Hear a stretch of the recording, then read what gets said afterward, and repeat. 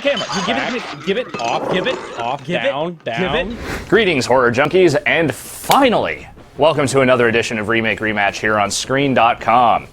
I mean, seriously, when was the last time we even did one of these? It was like 1984 or something. But as it happens, this week afforded us the perfect opportunity to do another one of these, and ye shall reap the benefits.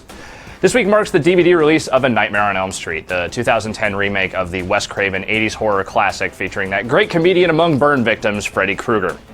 Now, I'll be the first to tell you that the remake is not an overly effective horror flick, but there are some things that it manages to do a wee bit better than its forebear. So we thought it would be fun to put these two movies together, original and remake, and see which one comes out on top as the supreme lord of all things Krueger. Movies? Let the battle begin. Both iterations of A Nightmare on Elm Street tell effectively the same story. A group of teenagers in suburban Ohio discover that they've been having similar nightmares about a burned man with a hat and a hand made of knives. Nancy, you dreamed about the same creep I did. How can everyone be having the same dream, you ask? That's impossible. Because that burned man is actually a serial killer named Freddy Krueger, whose supernatural powers allow him to enter the dreams of his victims. Did you have any weird dreams last night? In this case, his victims are the children of Elm Street, because the parents of those children long ago captured and burned Freddy alive after it was discovered that he'd been hurting various children in the neighborhood. Now, the movies differ just slightly in terms of Freddy's backstory. The original movie paints Freddy as a straight-up child murderer, while the remake gets a little skeezier, alluding more to a sort of molesting and abusing Freddy. Little Nancy. By and large, though, the two movies stick to a similar script, with most of the same principal characters, even a few specific deaths mimicked in the remake. The movie's original quartet of Nancy, Glenn, Tina, and Rod were exactly the kind of teenagers you'd expect to be stalked by a murderous movie monster. They like to party. They like to have sex. And they could scream real good.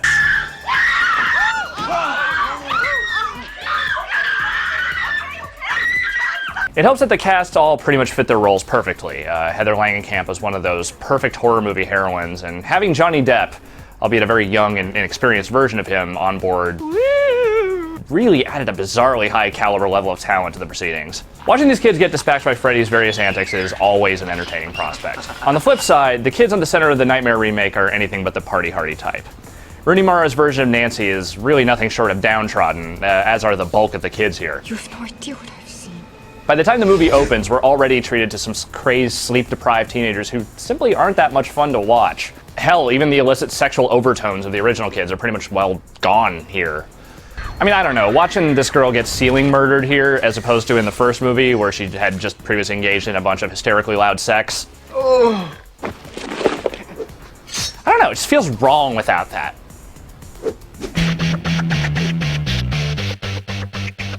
Now, while the answer to this question might seem obvious, the truth is that Freddy Krueger, as played by Robert Englund, is just simply a much different animal than the one played by Jackie Earle Haley. Englund's Freddy is the classic movie monster, a murderous imp of a man with a dark past, scarred body, and unique method of dispatching his foes via his bladed glove.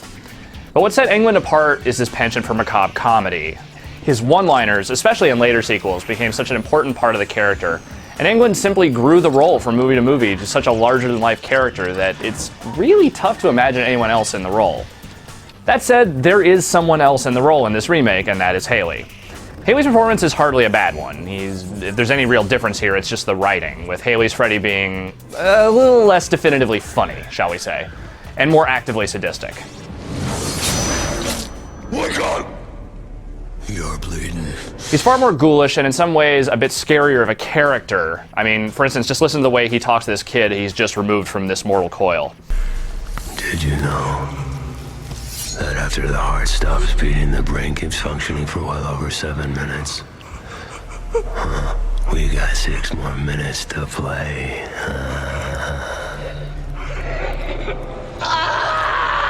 But that said, nothing about Haley's portrayal of Freddy feels particularly iconic. He just sort of slinks through the movie, murdering these morose kids and occasionally spouting a lackluster one-liner just for shits and giggles. How about we hang first? While I think Haley makes an admirable attempt here, it feels like to call this one for anyone other than Englund would just be straight up travesty. The dude is Freddy Krueger. There's no ifs, ands, or buts about it.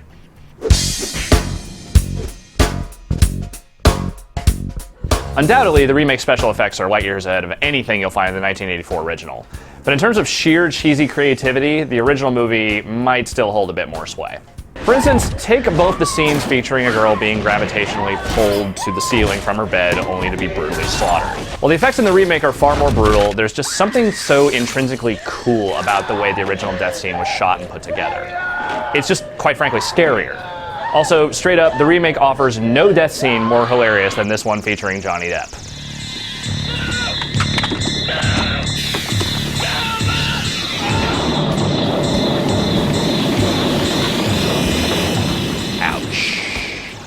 That said, there are a couple of good shockers in the remake, including this little bit of grossness in the movie's opening scene.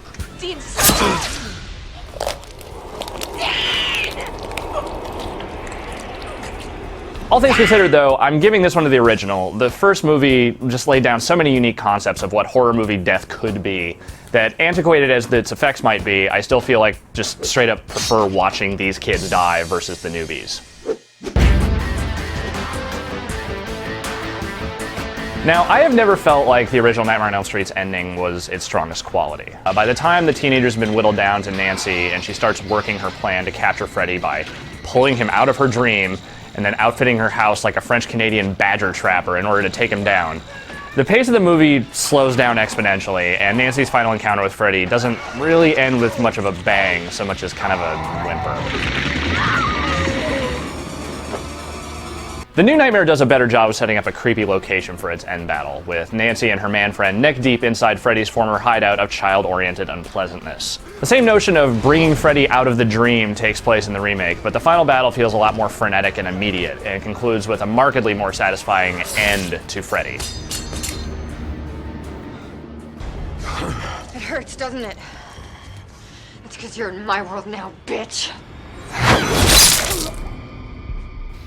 That said, pretty torn on which of the twist ending deaths I like better.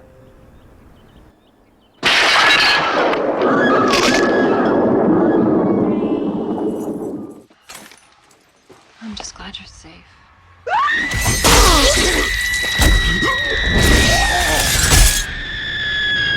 While the remake of A Nightmare on Elm Street does manage to do a few things well, it simply feels like a pale retread of what came before it. Wes Craven's original vision, primitive as it may seem now, was a straight-up masterpiece of horror filmmaking for its time. Sure, it seems a little goofy when you watch it now, but that's sort of the thing. It's still an eminently watchable movie filled with memorable scenes and characters that stick with you long after the film is over. The remake? Sorry, not so much. In this battle, the winner is undoubtedly the original Nightmare on Elm Street.